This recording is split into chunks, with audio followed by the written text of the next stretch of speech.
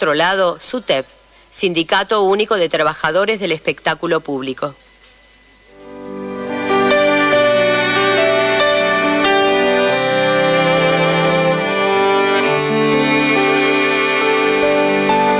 Todo está guardado en la memoria, sueño de la vida y de la historia. La memoria despierta para herir a los pueblos dormidos que no la dejan vivir, libre como el viento.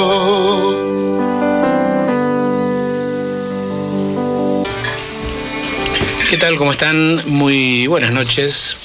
Unos minutitos pasaron de las 20. Es lunes, estamos en la AM 740, Radio Rebelde. Es la hora, el día y el lugar en que damos inicio a una nueva emisión de No Mires para Otro Lado.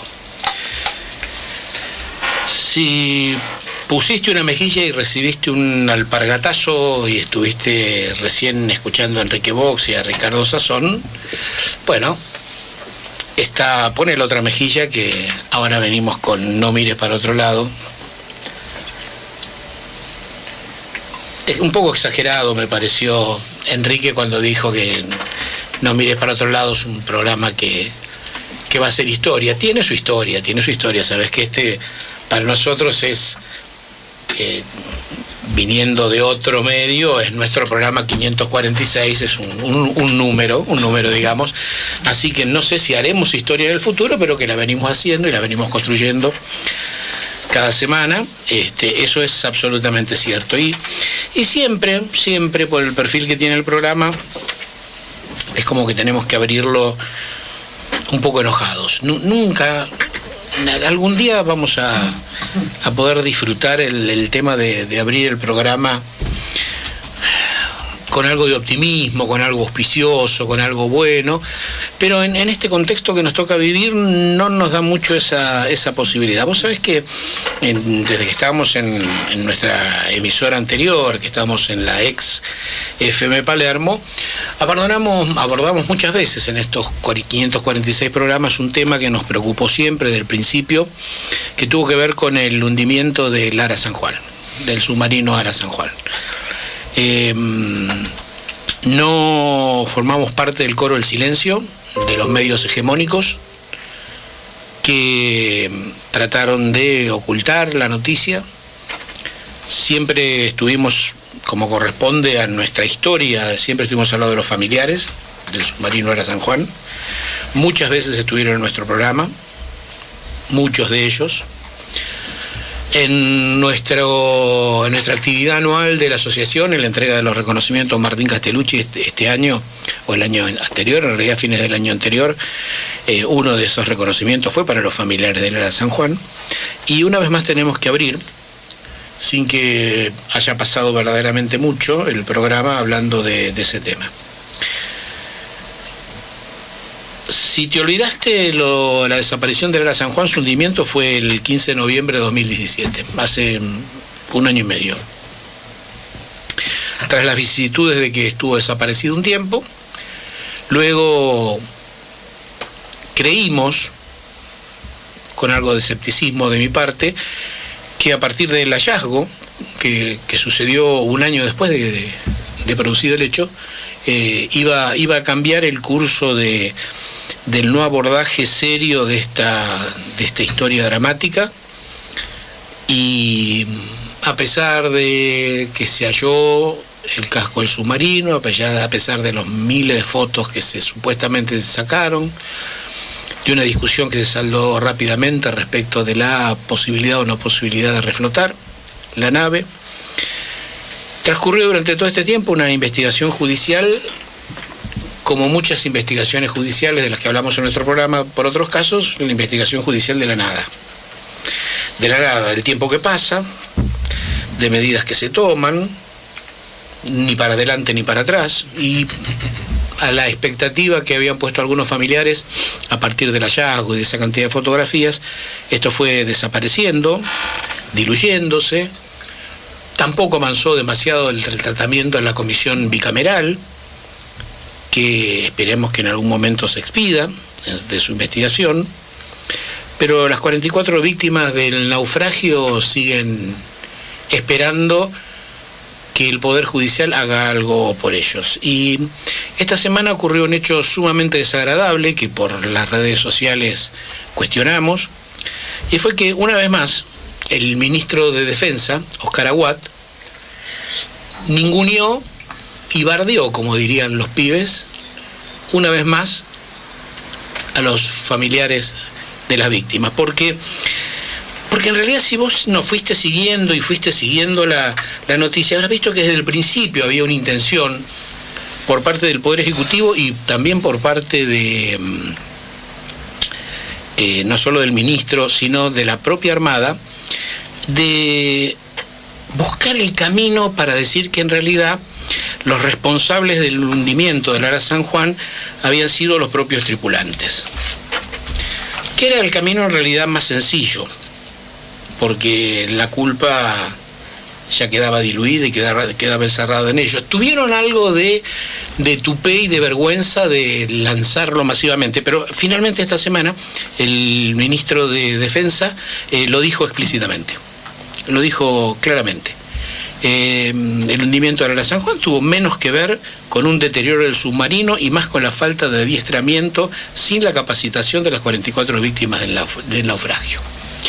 Esta frase indignante, porque responsabiliza a las víctimas, es algo bastante habitual en el Poder Judicial, responsabilizar a las víctimas, que no se pueden defender, que no se puede probar, pero deja instalado. Y lo hizo en unas declaraciones en Bahía Blanca, supongo que sin ponerse colorado. En realidad el más sorprendido fue el periodista Germán Sasso, que estaba haciendo la nota y que escuchó esas declaraciones, ¿no? Falta de adiestramiento y renovación de capacidades. Dijo Aguad, la flota de submarinos estuvo 5 años sin navegar y esto no es gratis. Todas estas desgracias que hemos tenido, de las cuales seremos todos responsables, forman parte de los accidentes y de las cuestiones que tienen que ver, por ejemplo, con el Ara San Juan. ¿Sabe qué, ministro? En la literatura transitó mucho este camino, y Lope de Vega hace varios siglos escribió una obra que se llamó Fuente Ovejuna, donde los que habían matado al comendador malo había sido todo el pueblo, todos a una, Fuente Ovejuna, por lo tanto responsable no hay ninguno. Lamentablemente esta es una versión, ministro, que le va a durar bastante poco, por lo menos hasta que la justicia, lo que se llama justicia, se expida sobre este tema, o si alguna vez la bicameral se expide sobre este tema con algún grado de seriedad, va a quedar en claro que ha habido una clara responsabilidad del Poder Ejecutivo y de los jefes de la Marina, puntualmente, que también estarían encantados con esta versión, porque sus responsables en este caso, por ejemplo, el comandante del Ara San Juan, Juan Pedro Fernández, que murió, sería el principal responsable. Y aquí no ha pasado nada, aquí se terminó. Aquí los 44 familiares, los padres, las madres, los hermanos, las novias, las mujeres, los hijos, se quedarán esperando que alguna vez alguien diga algo de esto que sea verdad, que sea cierto, y no, de manera muy indignante, que su falta de entrenamiento fue la que provocó esta tragedia. Falta de entrenamiento que no funcionó todas las otras veces anteriores que el Ara San Juan tuvo muchísimos inconvenientes por la notoria falta de mantenimiento del barco, que pudieron sortearlo varias veces. Tuvo circunstancias gravísimas, tuvo incendios internos, y la capacitación que tenían aquellos que manejaron y manejaban el Ara San Juan pudieron salir de ellas. Y como en esto nada sucede, también las querellas, por lo menos 2 de las querellas importantes de los 2 grupos querellantes, entre ellos la de Luis Tagliapietra, recusaron también a la jueza Marta Yáñez, como lo de Rivadavia, por cuestiones que también son muy obvias, pero que a nadie parecen interesarles. Porque en la investigación del hundimiento del Ara San Juan hay un involucramiento muy claro de las autoridades políticas y de las autoridades de las Fuerzas Armadas, de la Marina, que son justamente aquellos que quieren hacer recaer sobre las víctimas la responsabilidad de su propia muerte. Pero parece que para la jueza Marta Yáñez no es así, porque ella se reunió sin informar a las partes, se reunió con el ministro y se reunió con las autoridades de la Armada. lo cual es bastante extraño porque son parte involucrada en lo que está investigando, sin notificar a la otra parte. Con esto, ¿qué quiero decir? La impugnación de la jueza y a la impugnación moral que debería hacerse de lo que sostiene el ministro, es que seguimos el mismo camino exactamente que venimos recorriendo desde el 15 de noviembre de 2017. El Ara San Juan se hundió, 44 víctimas, 44 familias y año y medio de silencio de aquellos que nos interesa la verdad y de aquellos que entendemos que generalmente las víctimas no son responsables de su propia muerte. Yo soy Oscar Castellucci, esto es No Mires para Otro Lado, el programa de la Asociación Civil Martín Castellucci, que cada lunes, es un recuerdo viejísimo el de los martes, pero viejísimo, de 10 años atrás, que cada lunes hacemos aquí ahora en la AM740 Radio Rebelde. Le pregunto a nuestra operadora, nuestro contestador no funciona. Seguimos fieles a que no funciona el contestador, no te puedes comunicar con nosotros, pero este programa que te decía hacemos cada lunes de 20 a 21 en AM740 Radio Rebelde, lo hacemos con Oscar Merlo. ¿Qué tal, Oscar? ¿Qué tal? Buenas noches a todos. Con Ana Herrera. ¿Qué tal? Buenas noches. Y nuestra operadora estrella, Natalia Bravo, asesorada hoy también por su asistente Salvador, que no nos está dando bolilla ahora, pero que está ahí en la conducción del programa. Hoy ya te anunciamos en las redes sociales, ya están nuestras invitadas en el piso, vamos a ordenar papeles y en un ratito seguimos con vos. Ya te presentamos el equipo y ahora te decimos quién nos auspicia y nos permite hacer este programa. Todavía tengo en mente cambiar algo. La diversión y la noche pueden ser más seguras, con trabajadores en blanco, capacitados en su labor, dentro de su convenio colectivo y con su obra social. SUTEP, Sindicato Único de Trabajadores del Espectáculo Público de la República Argentina. Pasco 148, Ciudad Autónoma de Buenos Aires.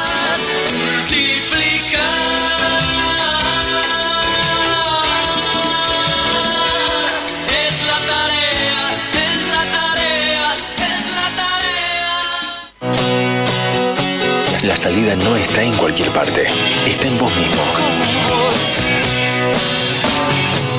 No mires para otro lado, Y sí, claro, como cada lunes, gracias a la gente del Sindicato Único de Trabajadores del Espectáculo Público, que es nuestro auspiciante y el que nos permite seguir manteniendo en el aire a No Mires para Otro Lado, aquí en la M740 Radio Rebelde. Habla de una noche un poco más segura, el anuncio del SUTEP, pero la noche sigue sin ser segura. De eso te hablamos cada programa de No Mires para Otro Lado. ¿Merlo? Sí, Castellucci, tenemos dos noticias de esta noche segura, entre comillas. Comodoro Rivadavia, Christopher Bordón, un joven, entró al hospital regional luego de recibir una brutal golpiza en un boliche céntrico de esta localidad. Pudo relatar, Christopher, uno me agarró del cuello de atrás y me metió una piña en el ojo, me tiraron al piso y me siguieron pegando. Dice, me metieron en la pieza y me siguieron golpeando. Dice, saqué fuerzas de donde pude para zafarme, pero me pegaban entre todos. Aseguró el joven de 17 años, Castellucci. Comodoro Rivadavia es una localidad no muy grande, bueno, en el sur las localidades... Sí, claro, una de las ciudades más importantes. Claro, sí. Pero digamos, en relación a las que del Gran Buenos Aires son localidades, ¿no?, que tienen una cantidad de población, digo que creo... El control podría ser un poco más excesivo. Claro, que seguramente muchos se conocen ahí, que es como que una cosa que debiera trascender más.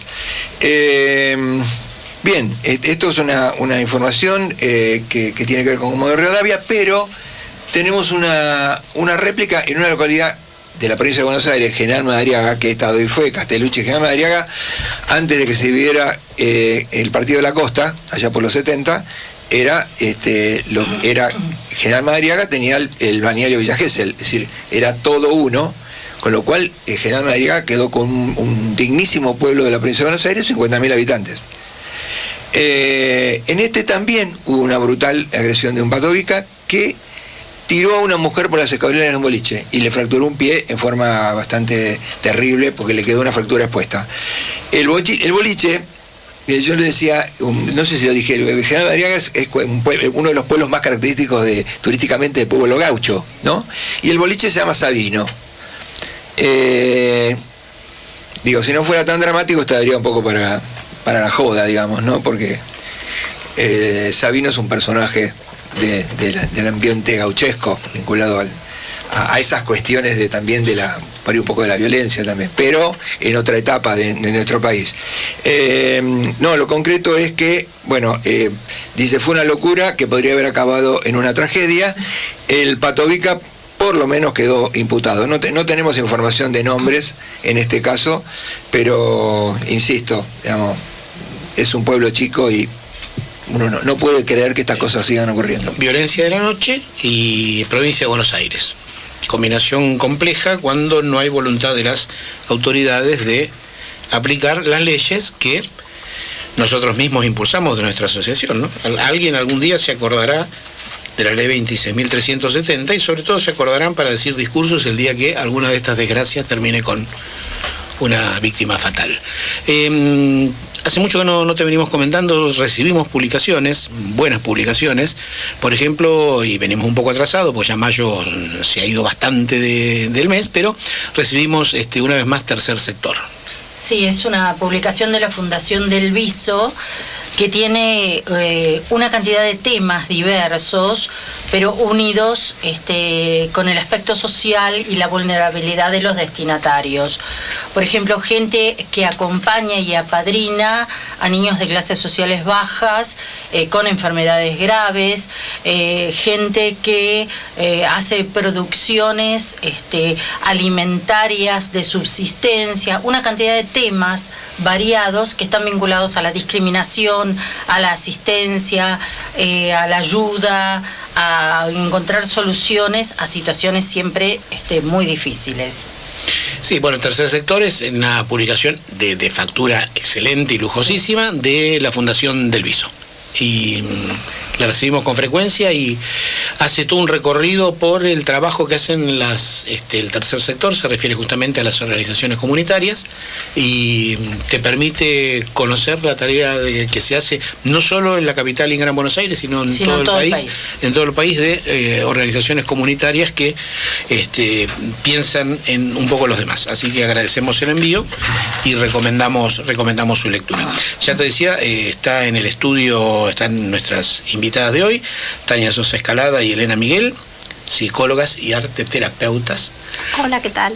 ¿Cómo les va? Hola. Y ya nos preparamos para charlar con ellas y bueno, vamos a un tema musical que bueno, nos pone un poco ecológicamente en el tema. No sé por qué nuestra operadora del otro lado pone los dedos juntos y luego los aleja como si tuviera una masa, que quiere decir que tengo que estirar hasta que el tema esté en puerta para poder compartirlo con ustedes. Es decir, es un tema que tiene que ver un poco con lo que vamos a estar charlando hoy con nuestras invitadas, con Tania Sosa Escalada y con Elena Miguel. Vamos a estar hablando de cuestiones que tienen que ver con la ecología, básicamente. Con lo comunitario. Con lo comunitario, todo este perfil. Y ahora me dicen que sí. Es un tema muy hermoso de Laura Pausini, y ya te lo anuncio yo. Se llama Hermana Tierra. Lo compartimos con vos.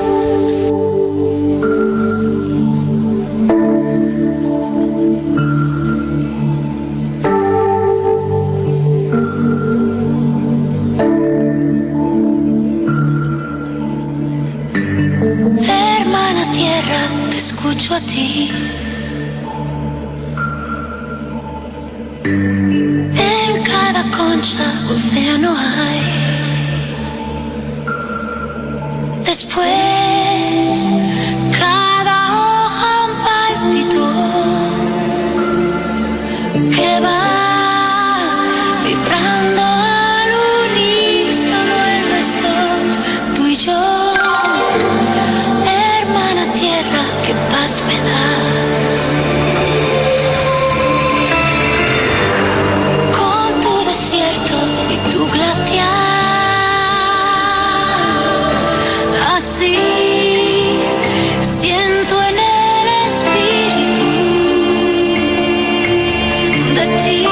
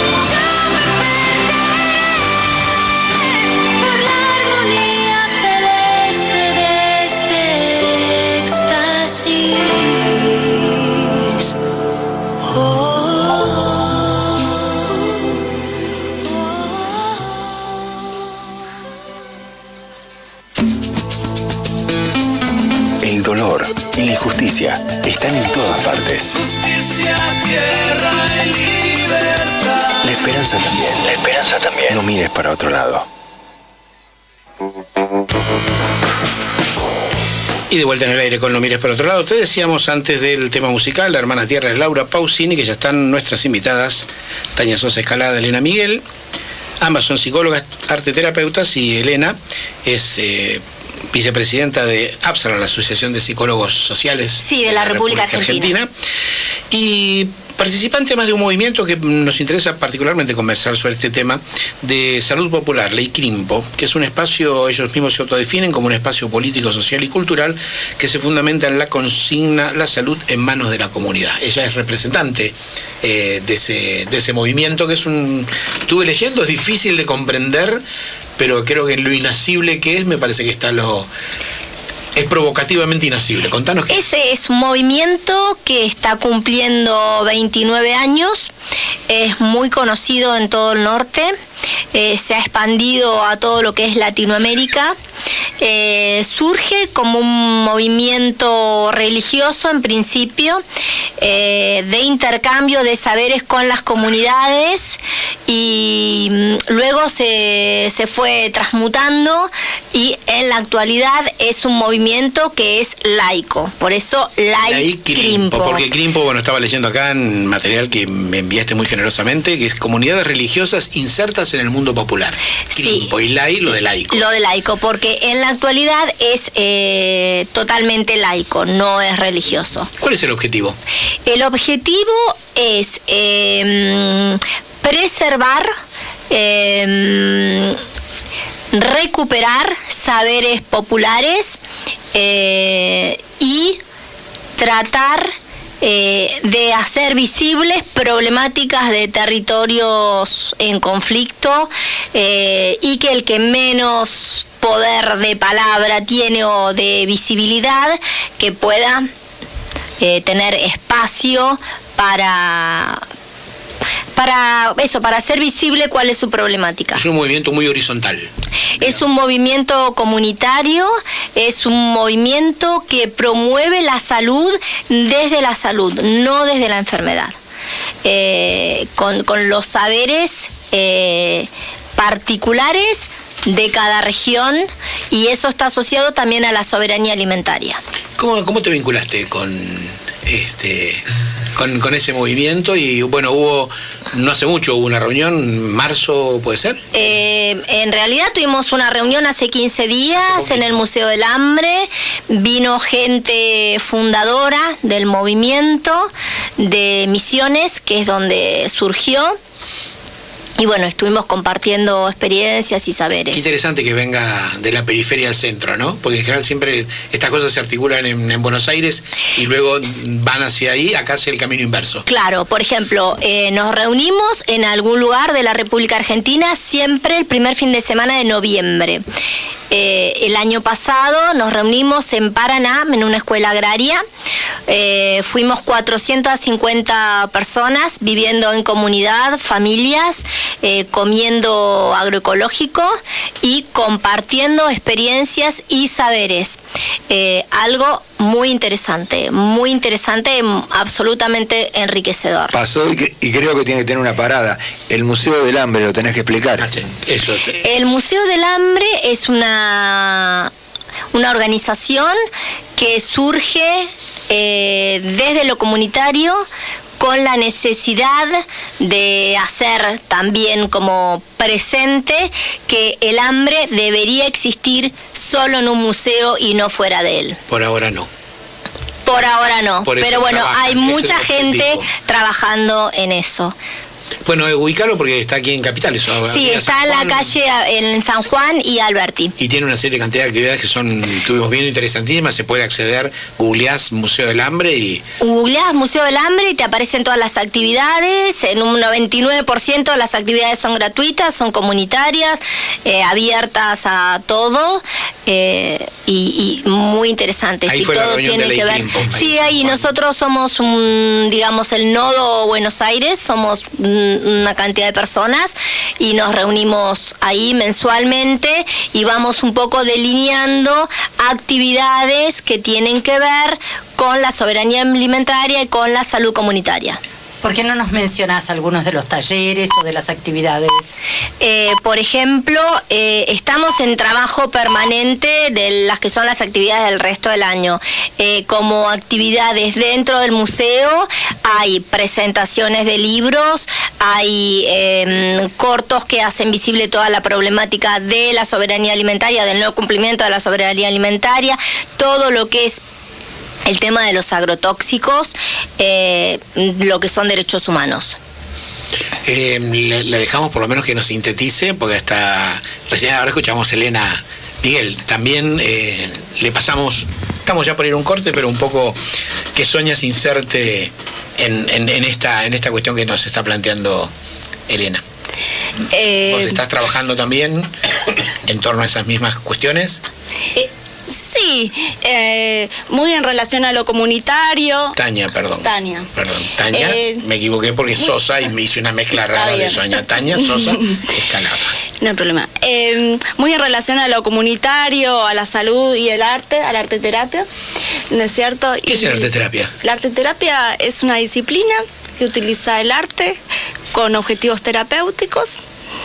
Y la característica particular que tiene, que lo que busca no es lo estético de lo artístico de por sí, sino es qué significado le da cada alumno o participante de la actividad a esa obra que produce, o sea, cómo lo vivencia, qué emociones le suceden, le acontecen.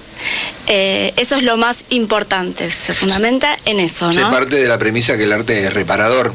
Se parte de esa premisa, pero con la idea de, a diferencia del arte, justamente la arteterapia, con la idea de justamente observar qué es lo que le pasa a la persona cuando está realizando la obra, sin tener en cuenta tanto cómo termina esa obra, qué es lo que queda de eso, ¿sí? Eso es lo que se ve después, lo que ven otros. Lo más importante es el hacer. Es eso, y eso no se pone en juicio, no se pone en tela de juicio para nada. Y eso es lo que permite a las personas a estimular a que dejen fluir las ideas, ¿no? Ustedes trabajan de conjunto, Sí. Elena y Tania, Sí. en este tema de arteterapia, y dan talleres de esto. Sí, nosotros damos talleres donde mezclamos arteterapia y también espiritualidad.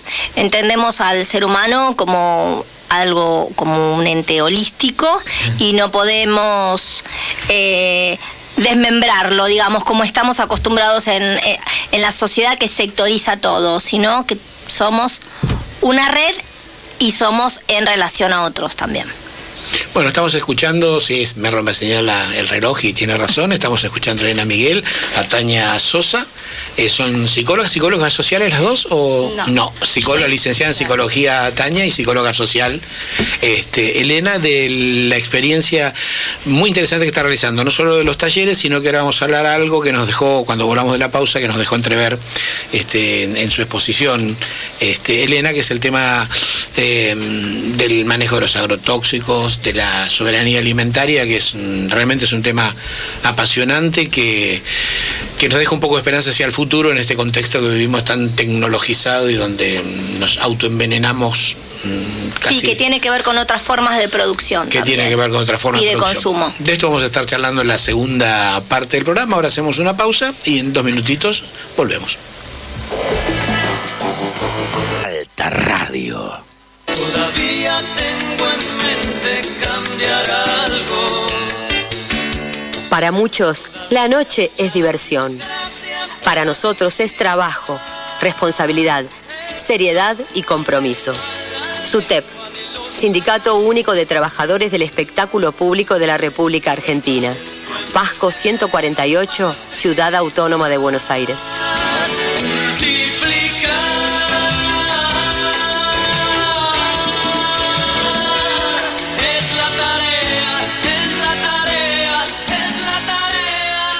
Mi nombre es Belén. Estuve mucho tiempo con dudas, pero vencí el miedo y me acerqué a las abuelas de Plaza de Mayo. Gracias a ellas, hoy conozco mi verdadera identidad y a mi familia biológica. Ahora puedo contarle a mi hija y compartir con ella mi historia y la de mis padres desaparecidos. Si crees que esta carta puede estar dirigida a vos y naciste entre 1975 y 1982, comunícate con Abuelas de Plaza de Mayo. Ayúdanos a encontrarte. Otro lado. No seas cómplice de la impunidad. No mires para otro lado. No mires para otro lado.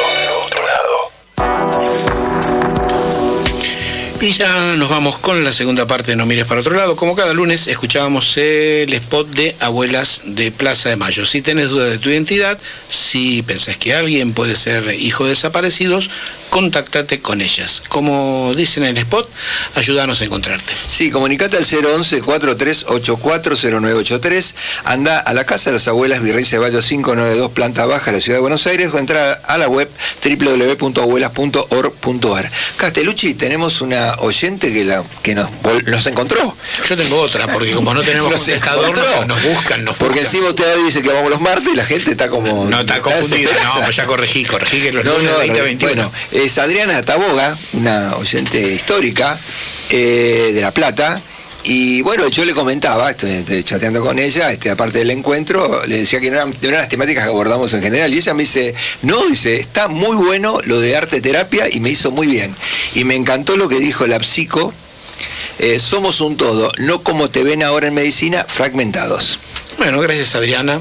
Es que somos eso, somos mente, espíritu, emociones, cuerpo, o sea, no podemos tomarlo de otra manera, es así. Y otro oyente que nos está escuchando, esto que nos buscan y nos encuentran para tirarnos mensajitos, y bueno, internet también sirve para eso, también una amiga de nuestras invitadas, Fabiana Gaimaro, nos está escuchando, dice, todo está guardado en la memoria, los escucho, muy buen programa, éxitos, me quedo con ustedes, así que está del otro lado y escuchándonos. Y también para los que escuchan el programa cuando está grabado, porque el programa lo grabamos, lo subimos a YouTube, lo subimos a nuestras páginas de Facebook. Fede Gabriele nos preguntan, ¿sube sus programas a la red? Dice, a veces se me complica por el trabajo poder escucharlo, pero me encanta poder hacerlo. Radio Cut, sí, no la ve así como se escribe, ahí nos buscas a M740 Radio Rebelde, lunes 20 a 21, a ver lo que me acuerdo, y ahí te aparecen, pones la fecha y te aparecen los programas, todos nuestros programas anteriores, escucharlos todos debe ser gravísimo. Y después Castellucci lo editamos, un poco de reconocimiento al trabajo que hace toda la producción. El trabajo de producción que hace Merlo, que lo sube, Oscar Merlo es quien lo edita, lo sube, pero eso lo encontrás en nuestra página de Facebook, en nuestro muro de Asociación Civil Martín Castellucci, o en el mío particular, Oscar Castellucci. Seguimos con nuestras invitadas Tania Sosa Escalada y Elena Miguel, y estaban muy entusiasmados acá cuando estábamos fuera de aire hablando del tema del Museo del Hambre. Impactó mucho. Ana le preguntaba qué cosas hacían en el museo, y la dirección era Avenida San Juan 2491. Googlean Museo del Hambre. Las páginas o las formas de contacto para ver los talleres. Las formas de contacto es el sitio por Facebook, Museo del Hambre, y ahí sale todo el detalle de las actividades y todos los eventos. Hay todas las semanas y muchos días en la semana, hay actividades varios días en la semana. Así que hay actividades fijas y hay actividades que van cambiando. ¿Los talleres que dan ustedes los dan ahí o en otros lugares además? No, nosotros los damos en otro lugar. En otro lugar. Sí. Y bueno, también pasemos el dato porque es importante. Como dentro de la ICRIMPO también hemos dado actividades ahí, y en la Fundación 9 Mujeres, que es de ayuda a víctimas de violencia familiar, también en la Asociación de Psicólogos Sociales, y también damos talleres de manera particular. Ahora prontamente vamos a empezar con un taller de arte terapia, de formación. Así que bueno, eso también después pasaremos el dato para que el que quiera sumarse, ¿no? ¿Qué Fundación 9 Mujeres? Nos interesa, nosotros abordamos mucho en el programa el tema, así que vos creo que sos la presidenta. ¿O formas parte? No, en 9 Mujeres formo parte del equipo. Porque nosotros trabajamos muchísimo en muchos programas nuestros el tema de la violencia de género, la violencia machista, y también si querés pasar algún aviso de eso. Sí, también lo pueden encontrar por el Facebook como Fundación 9 Mujeres, y ahí también hay muchas actividades. Bueno, yo les había dicho, yo quería preguntarles, no sé, Merlo y Ana, pero quería meterme un poco en el tema de la soberanía alimentaria. Es un concepto relativamente nuevo, tendrá, no sé, será de fines del siglo anterior, la última década, ¿no? Debe ser por lo menos el último cuarto del siglo anterior.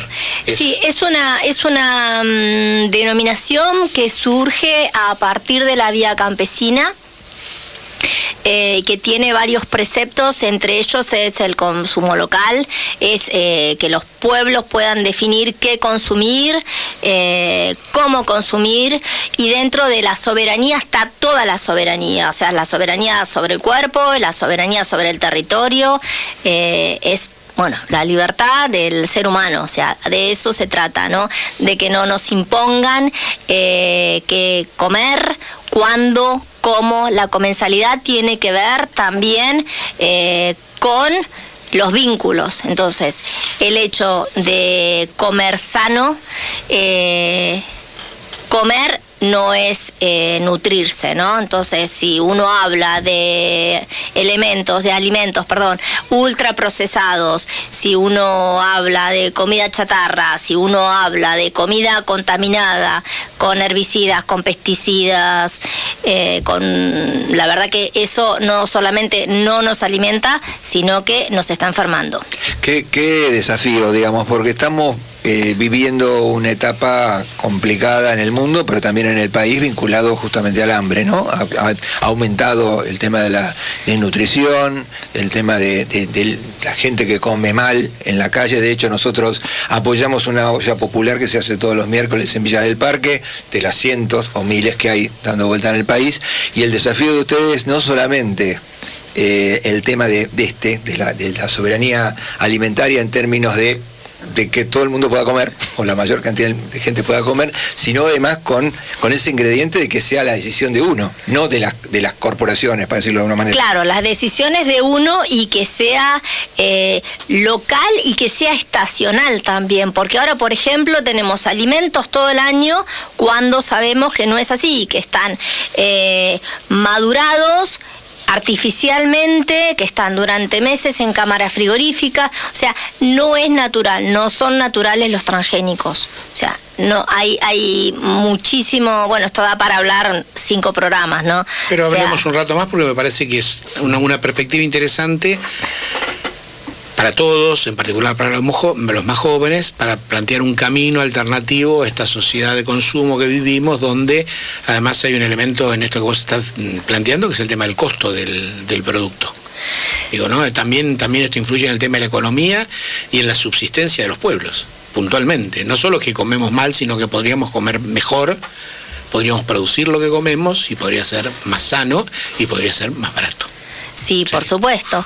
Y también podríamos intercambiar cosas que producimos con otras personas, y volver un poco a un tipo de economía que no sea basada en un modelo capitalista, ¿no? Claro. O sea, de esto también se trata, no solamente la soberanía, sino en este intercambio de saberes, de productos, en esta articulación que se hace con el otro. Porque esto también sirve, esto no es un delirio de grupos minoritarios, sino que esto debiese servir para definir políticas públicas que tengan que ver con la alimentación. Sí, por supuesto, pero son decisiones políticas, no hay una decisión política, pero es un movimiento, en realidad hay muchísimos movimientos, muchísimos grupos que están trabajando por esto, con gente de todas las edades, no es algo exclusivamente ni de los jóvenes ni de gente adulta, sino que es una interrelación de darse cuenta de que otra forma de vida es posible, de una mejor de vida. Por ejemplo, acá Tania, ella viene de Areco y ella vive de otra forma, diferente. ¿De qué forma? Y yo tengo una huerta orgánica. Ah, sí, estás, o sea, con el tema de... Estoy muy en conexión con este tema, y la verdad que lo que representa más que nada es ser partícipe activo, ¿no?, de lo que uno consume. Me parece que tiene que ver un poco con eso. Y... Sí, yo estaba recordando, mi abuelo era cocinero y él iba a la feria y cocinaba con los elementos que había del momento, digamos, estoy hablando de muchos años atrás, que no había esta cuestión de que ahora vas y encontrás tomate todo el año, y esto que decís vos, que realmente es espantoso, porque además hasta desvirtúa el tema de la cocina, digo, tiene impactos de todo orden, ¿no? Digo, la cocina como cuestión cultural de un pueblo. Sí, por supuesto. Sí, es que es eso, es que nos están determinando qué comer, cómo, comemos muchísimo más de lo que necesitamos, comemos la mayoría de los alimentos ultraprocesados, que inclusive en su composición tienen muchísimas más harinas, sales, grasas, de lo que nosotros sabemos también, o sea, todo es un número en una etiqueta que nosotros vamos desconociendo todo eso, y todo trae problemas. Cada vez hay más alergias, cada vez hay más problemas gástricos, cada vez hay más problemas de salud de todo tipo, o sea, referidos a lo que uno consume. Entonces es un tema que debería ocupar la atención de quienes nos gobiernan. Si uno puede tener una pequeña huerta en su casa, si uno puede comprar en mercados que sean de agricultura familiar, también está ayudando a otras familias y se está beneficiando consumiendo cosas que no sean dañinas para el organismo, para la salud. Claro, bueno. O sea, se hacen redes, y ahí también entra la cuestión cooperativa, ¿no? De cómo también me vinculo con el otro, desde qué lugar, y de millones de lados que podemos entablar y podemos conocer cómo se produce, qué se produce, y también y interesarnos, y pequeños actos que podemos hacer en nuestra vida diaria también, ¿no? Con el tema de no consumir tanto, ¿no? De cualquier cosa, y de reutilizar, de reciclar. Eso también está asociado a otro montón de procesos en la vida de cada uno. Bueno, uno de los roles que tendría el Estado sería justamente, activamente, de articular estas cuestiones y no dejarlas ahogarse o encerradas en sí mismas. Digo, esto sería un rol del Estado. Bueno, como decía Elena, comemos mucho más de lo que necesitamos y comemos mucho menos de lo que necesitamos o de lo que debiéramos comer, porque vivimos en un país que tiene una geografía y un clima que permite producir infinidad de productos, y hay gente que se muere de hambre porque no puede acceder a los productos procesados, trabajados industrialmente, que además tienen un costo que es inaccesible para muchos. Qué paradoja, ¿no? Cómo hay cuestiones tan complicadas que serían tan fáciles de solucionar, si alguien quisiera. Vamos a una pequeña pausita que nos habíamos olvidado, y después en la última parte seguimos charlando con Tania.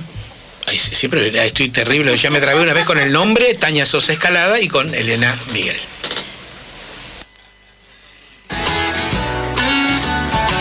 Amera es la mutual de los trabajadores del espectáculo. Afiliarse es beneficiarse.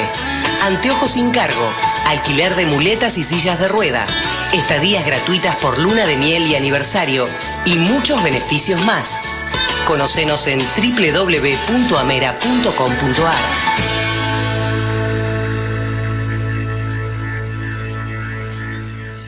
Que vulneren tus derechos es violencia. Abrí bien tus ojos.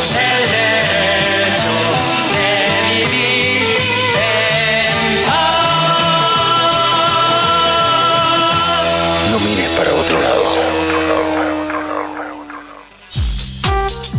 Muy agarrado. Y ahí sí, así estamos de nuevo en el aire con No mires para otro lado. Antes te comentamos de la revista Tercer Sector.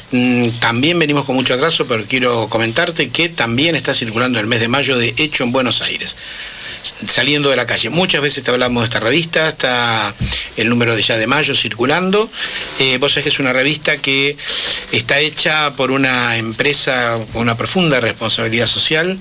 Es un medio que fue creado para que lo venda aquella gente que está en una situación de vulnerabilidad, que está en situación de calle, para poder salir de esa situación. La organización genera esta circunstancia, y cada vez que vos veas no se vende en los kioscos, es periodísticamente muy interesante.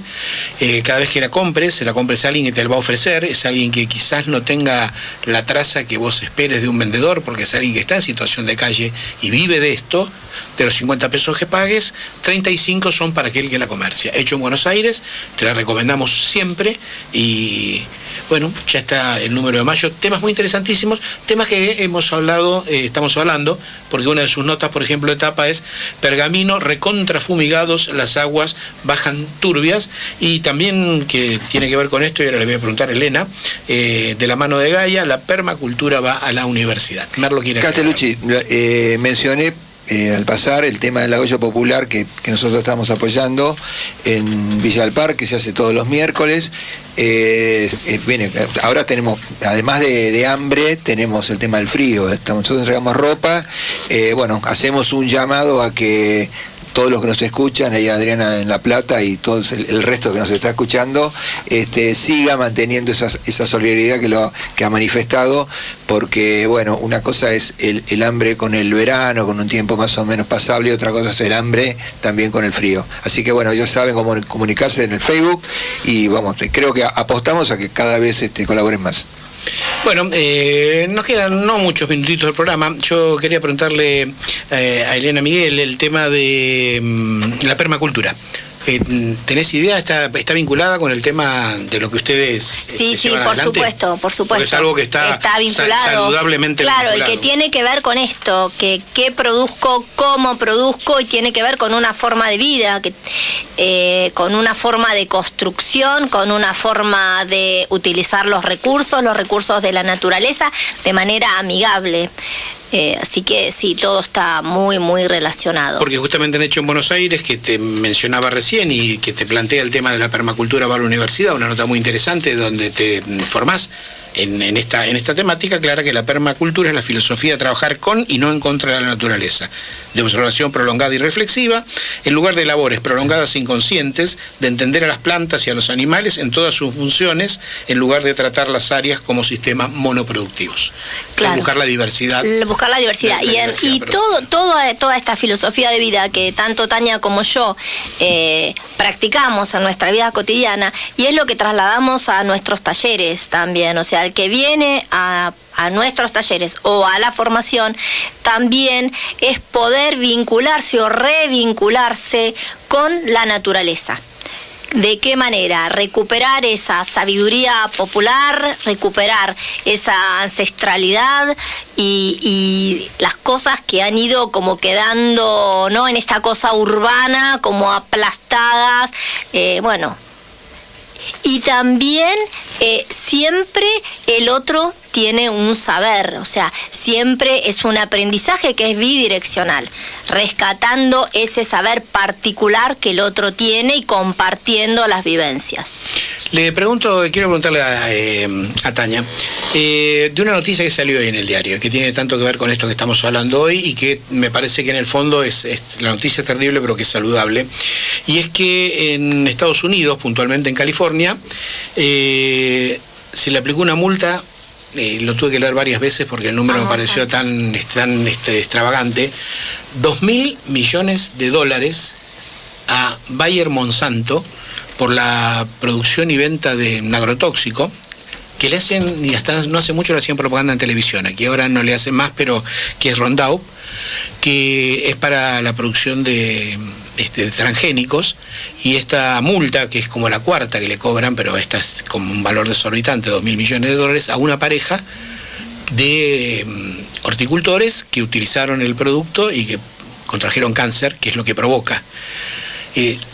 Dame, vos que venís de Areco y que tenés tu quinta, ¿cuál es tu opinión de no solo de este hecho puntual que me parece auspicioso, sino de esta cuestión terrible de los transgénicos y del envenenamiento que se produce a las comunidades con esas secuelas tan terribles del contagio, de la transmisión de cáncer, la producción de cáncer, que por lo menos alguien en algún lugar del mundo dice, bueno, basta? Bueno, justamente, más allá de que es en San Antonio de Areco, que está muy conectado con el campo, la verdad que hay mucha gente con muchas enfermedades graves y que es muy notable esta relación de lo que estamos hablando de los agrotóxicos, ¿sí?, en el campo, con relación a como factor para producir estas enfermedades. La verdad es eso concreto, ¿no? Eso se ve como muy claro. Hay mucha evidencia de médicos, de diagnósticos, ¿no? Hay mucha gente con discapacidad y decís, a ver, es un pueblo tan tranquilo, ¿no? Donde se supone que el modo de vida es otro, y que sí es otro, pero es tanta la discapacidad que da cuenta de esta conexión con la naturaleza, pero que fue digamos, arraigada con los tóxicos, ¿no? Sí, ahí escuchaba en la radio que la Federación Agraria estaba planteando en Provincia de Buenos Aires, sobre todo el tema de la distancia que tienen que tener. La distancia que hay, pero hay otra cuestión de la valentía que hay que tener para enfrentarte a esto, porque estas empresas, y para decir claramente, Monsanto es de Bayer, invierten una cantidad de dinero en sostener investigadores que falseen los datos y le den letra para poder sostener la venta. ¿Sabes por qué? Porque yo me quedé pasmado. En la Argentina, el glifosato, que de eso se trata, no el Roundup, se utilizan 200 millones de litros por año. 200 millones de litros por año, sobre todo en la soja, y es digamos, un agrotóxico que se utiliza para eliminar todo lo que no es el transgénico, ¿no? Chubut es la única provincia argentina que prohibió el uso de glifosato. En otros lados discuten si lo ponemos a 1000 metros, a 2000 metros, si te envenenan más o menos. Imagínate la valentía que hay que tener para prohibirlo y además, sobre todo, para desarrollar un poco lo que vos planteabas, Elena.